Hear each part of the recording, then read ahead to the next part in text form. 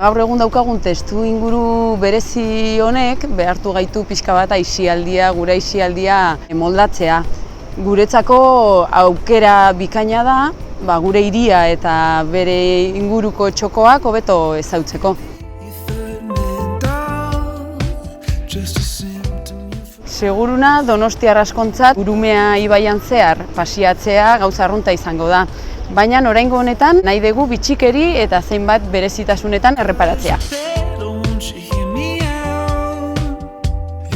Ibilbidea hemen hasiko dugu. Urumea itsasoratzen den tokian. Garai baten Urumea badian itsasoratzen zen eta bertan bi irla zeuden, Urgul eta Santa Clara. Baina denborarekin itsasoak ekarritako materialak Urgul kontinentearekin edo lehorrarekin elkartu zuen eta horrela Urumeak Kontxako badiarekin zeukan lotura galdu zuen.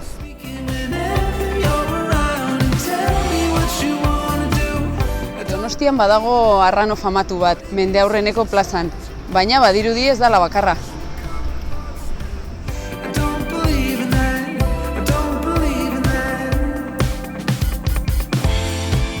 Maria Kristinako zubi hau, Urumea ibaia zeharkatzen duten zubien artean dotoreena da askorentzat.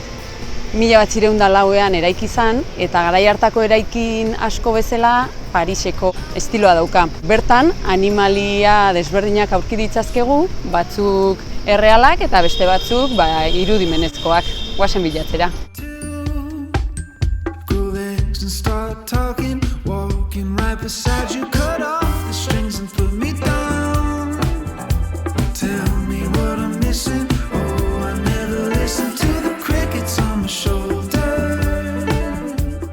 Urumea ibaiak gora segitzen du eta gonbidatzen zaituztegu bere arroa ezagutzera Ezkurra porturaino.